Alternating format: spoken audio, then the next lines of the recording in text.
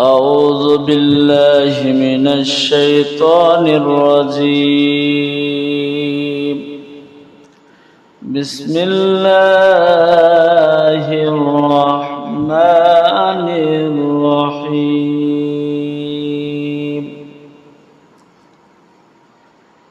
والسماء والطارق وما أدراك ما الطارق النجم الثاقب إن كل نفس لما عليها حافظ فلينظر الإنسان مما خلق من ماء دافق يخرج من بين الصلب والترائب إنه على رجعه لقادر يوم تبلى السرائر فما له من قوة ولا ناصر والسماء ذات الرج والعرض ذات الصدر إنه لقول فصل وما هو بالحزن إنهم يكيدون كيدا وأكيد كيدا فمهل الكافرين أمهلهم رويدا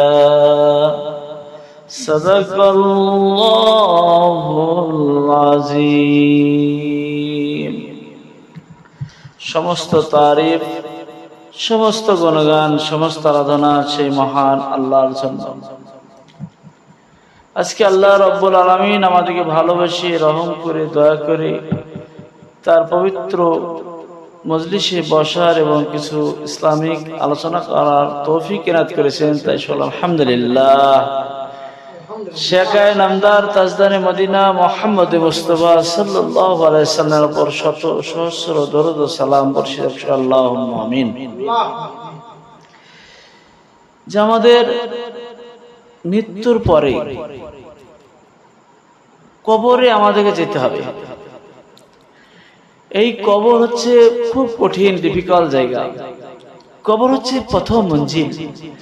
এই মঞ্জিল যে পাশ করতে পারবে সে হাসরেও পাশ করে যাবে, ফুলসিরাতও পাশ করে যাবে, সে সরাসরি জান্নাত যেতে পারবে। আর যদি কবরে ফেসে যায়, কবরে যদি আটকে যায়, তাহলে কোথায় আর পাশ করতে পারবে না। যখন কোনো বান্দাকে কবরে রাখা হয়, কবরে রাখার পর আল্লাহ পাক তার আত্মাকে জিন্দা করে। যে আত্মাগুলিকে কিন্তু আল্লাহ পাক একসময় জিজ্ঞাসা করেছিল যে আলাস্তু বিরব্বিকুম, আমি কি তোমাদের রব নই? তখন সমস্ত আত্মা বলেছিল ক্বালু বালা শাহিদনা, অবশ্যই আপনি আমাদের রব। আল্লাহকে কথা বলেছিল। কিন্তু ওই আত্মারই বিচার হবে। যে আত্মাকে, যেমন আজকে আমাকে যখন কোনো মানুষের পায়ে মারা হয়, তখন আমাদের কি হয়? আত্মাতেই লাগে। যে আমাদের কোথায় দেখা যায়, আমি স্বপ্ন দেখতে পাই যে বোম্বাই শহরে আমাকে তেড়ে বেড়াচ্ছি, বা ওখানে ভোজারি চাকু মারলো, এখানে শুয়ে আছি, কিন্তু আমার করে উঠলাম, আওয়াজ করলাম, মানে আমার ওই স্বপ্নে বোম্বাই লাগলো, কিন্তু শুয়ে আছি আমি এখানে। যে আমাদের আত্মার হিসাব এরকম হবে। আত্মা শুয়ে থাকবে আপনার এখানে, মানে ধর পড়ে থাকবে, কিন্তু আত্মার হিসাব হবে কবরে। তখন আত্মার জন্য প্রশ্ন করবে। যখন জিন্দা করবে আত্মাকে, রুকে জিন্দা করে বলবে মান রব্বুকা, তোমার রবকে? যারা মুমিন হবে তারা বলবে আমার রব হচ্ছে আল্লাহ। তারপরে দ্বিতীয় প্রশ্ন করবে মান রব্বুকা, তোমার রবকে? প্রথম প্রশ্ন রবকে, বলবে আল্লাহ।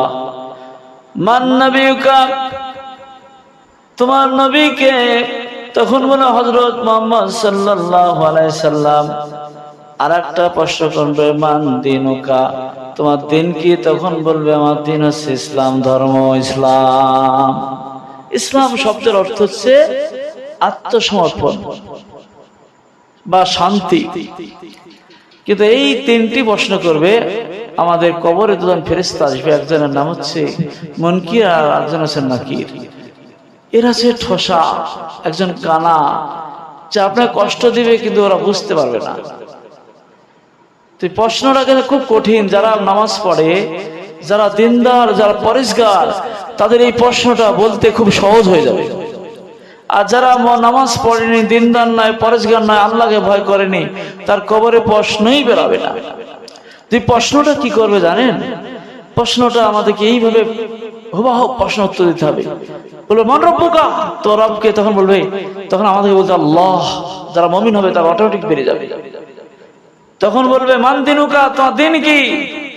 তোমার ইসলাম। মান নবীকা, তোমার নবীকে হযরত মুহাম্মদ সাল্লাল্লাহু আলাইহি ওয়াসাল্লাম।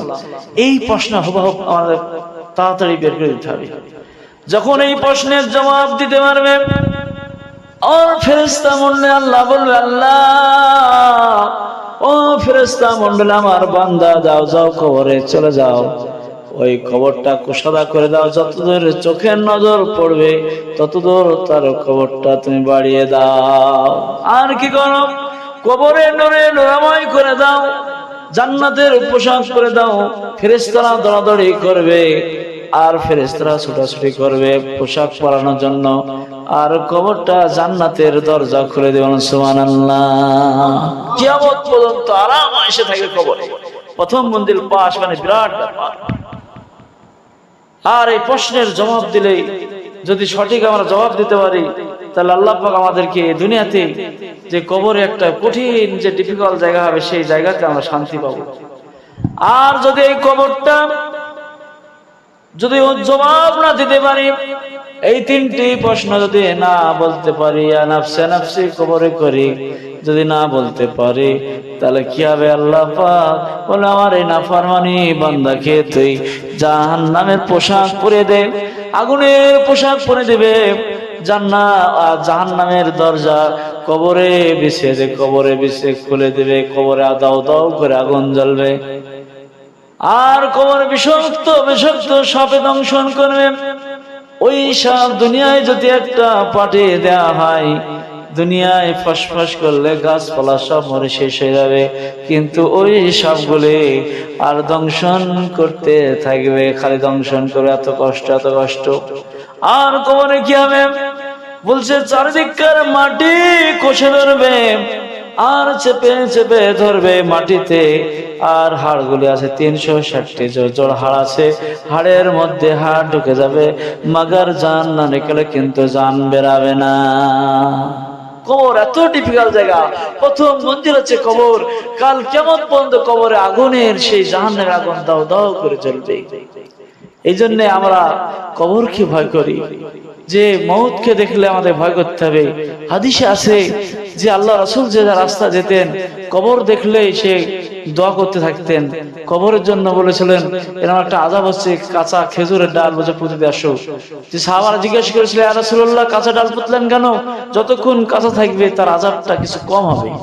তাই আল্লাহ পাক কবর দেখলে, সাহাবারা কবর দেখলে কেঁদেছে, আর আজকে আমরা কবর দেখলে কাঁদি না। কারেন্টে তারের মধ্যে যে কারেন্ট আছে আমরা বুঝতে পারি না, যে বাল্ব জ্বললে আর বুঝতে পারি কারেন্ট আছে না নাই, ফ্যান ঘুরলে বুঝতে পারি কারেন্ট আছে নাই।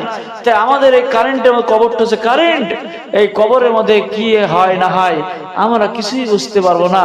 কবরটা আল্লাহ বলছে দুনিয়ার সমান আমি, এই দুনিয়াটা হচ্ছে কবর। একটা মানুষের কবর হতে পারে মানে কুমিরের মধ্যে, এমন একটা কবর হতে পারে বাঘের পেটের মধ্যে, মানুষের কবর হতে পারে কয়লার ভিতরে, মানুষের কবর হতে পারে মাটির তলায়, মানুষের কবর হতে পারে শ্মশান, ছাই পড়ে সব শেষ করে দিয়েছে। কিন্তু এই জন্য বলা হয়েছে দুনিয়াটা হচ্ছে কবর। দুনিয়ায় যেভাবে ফেলবেন, যেভাবে কুচি হয়ে যাবে, বলা হয়েছে দুনিয়াটা হচ্ছে কবর। আল্লাহ এই কবরটা দুনিয়ায় মৃত্যুবরণ করলে আল্লাহ পাক বলছে, তুমি যতই পুড়ে ফেলো, যতই তুমি পুঁতে দাও, আর যতই মাছের পেটে হজম হোক না কেন, আল্লাহ বলছে তার আত্মার আমি হিসাব নেব। সুবহানাল্লাহ, লা ইলাহা ইল্লাল্লাহ, লা ইলাহা ইল্লাল্লাহ মুহাম্মাদুর রাসূলুল্লাহ। এই কবর হচ্ছে প্রথম মঞ্জিল। ভাই কবরকে আমাদের ভয় করতে হবে। যতই বড় আমাদের বাড়ি থাক না কেন, বালা যত রকমের মানে আমাদের বাড়ি গাড়ি থাক না কেন, কিন্তু একদিন কবরে যেতে হবে। আমাদের ওই কবর হবে মাঠের মধ্যে, একলা ফাঁকা জায়গার মধ্যে থাকতে হবে। কিন্তু ওই জায়গা যেতে হলে আমাদের ভাই ঈমান তৈরি করতে হবে। ঈমান তৈরি করে আমাদেরকে সেখানে যেতে হবে, পুঞ্জি নিয়ে যেতে হবে। ঈমান আমল যদি নিয়ে যেতে পারি, ওই কবরস্থানে আমি শান্তি পাবো। আর যদি আমার কিছুই না থাকে, কবরে জিরো থাকে, তাহলে আমরা সেদিন কিছুই পাবো না, কিছুই পাবো না। তাহলে আমাদের জন্য শাস্তি আর শাস্তি কবরে হতেই থাকবে কিয়ামত পর্যন্ত। যদি কোনো মানুষ বাসে চড়ে, একটা উদাহরণ, বাসে চড়ার পর শুট পরেছে, প্যান্ট শার্ট পরেছে, সব কিছু পরেছে, সুকেশ টুকেশ বেগ টেক সবই নিয়েছে, টাইফাইড করে, এবার কিন্তু সব নিয়ে গেছে, কিন্তু টাকা নিয়ে যায়। তাহলে কন্ট্রাক্টর যখন টাকা চাইবে বাসের ভিতরে, ভাই টাকা দেখে টিকিট দেখি, তো টাকা টিকিট না দেখাতে পারেন, তাহলে আপনার পোশাক এদিকে খুলছেন, এদিকে দেখছেন টাকা নাই, বেগে নাই, কিছুতেই টাকা নাই, তাহলে আপনার এই পোশাককে সম্মান দিবে বাসে বাসারা কন্ট্রাক্টর? আপনার টাই দেখবে না, আপনার পোশাক দেখবে না, অ্যাটাচি দেখবে না, কিছু দেখবে না, তুই টাকা নাই বেরো এখান থেকে। সাহেব পোশাক পরলে সাহেব হওয়া যায় না, দূর হোক বলে এক্ষুনি তার কোনো অসিয়ত শুনবে না, তার কোনো অজুহাত শুনবে না কন্ট্রাক্টর, তাই বাস থেকে নামিয়ে দিবে টাকা না থাকতে। তাই আমাদের ঈমান যদি না থাকে, আমল ঈমান, কবরে যখন যাব, যখন আমাদের পুঞ্জে কিছুই নাই, কোনো নেকি কাজ করেনি, তখন ওই ফেরেশতা মণ্ডলীরা বলবে, তুই তো কিছুই আনিসনি, শুধু এই সাদা পোশাক পরলে তুই মুমিন হসনি। তাই আজকে এখন সঙ্গে সঙ্গে আল্লাহ সে ফেরেশতারা জাহান্নামের মধ্যে কবরে ফেলে দেবে, এই জাহান্নামের দরজা খুলে দেবে। যতদিন কিয়ামত পর্যন্ত সেই কবরে আগুনের আগুন দাও দাও করে জ্বলবে, এত কষ্ট পাবে, এত কষ্ট পাবে। ভাই আমরা মেরে মোহতারাম দোস্ত বুজুর্গ, আমাদের হাদিস কোরআনকে আমাদের চিন্তায় বসতে হবে। দুনিয়ায় কিছু নাই, দুনিয়ায় কিছু নাই, মাগনা রুমানো, তোমার জান মাল কোনো কাজে আসবে না, বাড়ি গাড়ি কিছুই কাজে আসবে না, টাকা পয়সা কিছুই কাজে আসবে না, আমাদের কোনো কিছু কাজে আসবে না। শুধুই কাজে আসবে আমি কতটুকু আমল করেছি, কতটুকু ঈমান হাসিল করেছি, আমল করেছি, সেইটুকু আমার কবরে কাজে আসবে না। সুবহানাল্লাহ। যদি মেহনত দিয়ে পড়া হয়, তাহলে সে সাকসেসফুল হবে, রেজাল্ট করতে পারবে, নাম্বার তুলবে। আর যদি আমরা মেহনত না দিই, পড়াশোনায় মেহনত না করি, কিছুই বই খুলি না, পড়ি না, তাহলে আমাদেরকে আল্লাহ রাব্বুল আমিন পরীক্ষার হলে বসলে শুধু এদিক ওদিকে তাকাতে হবে, আর শুধু পরের সাহায্য নেওয়ার চেষ্টা করবে। আর আমাদের যদি না লিখতে পারি, মাস্টার আমাদেরকে জিরো দিয়ে দিবে। আর পরীক্ষায় আমরা যদি পড়ে যাই, বাড়ি থেকে মেহনত করি, ওই মেহনতের বদলে আমি পরীক্ষার খাতায় আমি লিখতে পারবো। সুবহানাল্লাহ। আর যদি আমরা লিখতে না পারি, তাহলে জিরো হয়ে যাব। আর আজকে আমাদের নামাজ পড়লে খুব মেহনত আছে, কষ্ট আছে, গরম বিছানা, আমরা শীতের সময় গরম বিছানা ফেলে যদি অজু করি, 5 টাইম অজু বানাই, আর অজু বানাই, মুখমণ্ডল ধৌত করি, আর আমাদের হাত ধৌত করি, চোখ ধৌত করি, আর সমস্ত হাত ধৌত, পা ধৌত করি, কাল কিয়ামতের দিনে ওই অঙ্গগুলি আমাদের জ্বলবেন। সুবহানাল্লাহ। আর সেই সময় অঙ্গ প্রত্যঙ্গগুলি আমাদের সেই দিন জ্বলবে ঝকমক ঝকমক করে, মুখমণ্ডল, হাত এবং সমস্ত আমাদের পা গুলি ঝকঝক করবে। তখন আল্লাহ বুঝতে পারবে, ফেরেশতারা বুঝতে পারবে, সারা দুনিয়ার মুমিন। ভাই আমরা মুমিন হয়ে মরতে ইনশাআল্লাহ। আল্লাহ পাক আমাদের সকলকে যেন আমরা মুমিন হয়ে মরতে পারি। গরম বিছানা, শীতের সময় গরম বিছানা ফেলে চলে আমরা ওযু বানাই, কত কষ্ট হয়। গরমের সময় কত কষ্ট করে আমরা ওযু বানাই, নামাজ কত কষ্ট করে পড়ি, আমরা 5 টাইম নামাজ পড়ি, এর যা বদলা একদিন আল্লাহ দিবে। আর যদি এই দুনিয়ায় গাফিলতি করি, তাহলে যা বদলা কিছুই দিবে না। কেরালায় মানুষ কাজ করে, কিছু মানুষ দেখবেন যারা মেহনত করে খুব খাটে, তারা বাড়িতে টাকা পয়সা নেই, তারা বাড়ি গাড়ি সব কিছু করে। আর যারা কেরায় ঘুমায়, শুধু ঘুমিয়ে ঘুমিয়ে কাটায়, একদিন কাজ করে 10 দিন করে না, তারা বাড়িতে কিছু আনতে পারে না। তারা বাড়িতে ওই বউয়ের কাছে খিসখিসানি, বাড়িতে খিসখিসানি, কোনো কষ্ট আরাম পায় না, শান্তি পায় না। বলে তোমার শুধু কেরালায় যাওয়া হয়েছে, তুমি টাকা আনতে পারোনি। আল্লাহ বলে তোর দুনিয়ায় পাঠিয়েছিলাম, তুই আমি খেত শুরু দুনিয়ায় পাঠিয়েছিলাম, তুই কিছুই কে আবাদ আনতে পারিসনি, তুই কোনো আবাদ করতে পারিসনি ইবাদতের। তাই তোর জন্য হাবিয়া জাহান্নাম, নারুন হাবিয়া, তোর জন্য নারুন হাবিয়া, উত্তপ্ত অগ্নির জায়গা, তুই আগুনের জায়গায় থাক। বলে আগুনের জায়গায় ফেলে দিবে। তা আল্লাহ পাক আমাদের সকলকে যেন 5 টাইম নামাজ পড়তে পারি, আমরা মুমিন হতে পারি, দিনদার হতে পারি, পরেজগার হতে পারি। আল্লাহ পাক সেই তৌফিক দান করুন। আল্লাহুম্মা আমিন। ওয়া লিল্লাল বালাগ। আসসালামু আলাইকুম ওয়া রাহমাতুল্লাহি ওয়া বারাকাতুহু।